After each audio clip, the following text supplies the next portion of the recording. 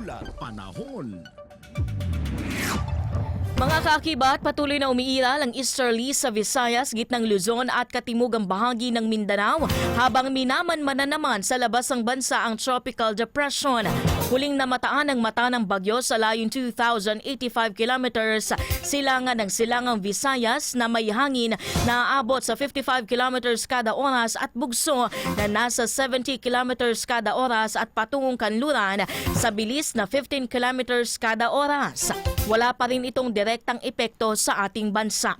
Kaya asahan po ang mainit at malinsangang panahon sa umaga hanggang tanghali at malaking tsansa naman ng mga isolated rain showers at localized thunderstorms sa Luzon.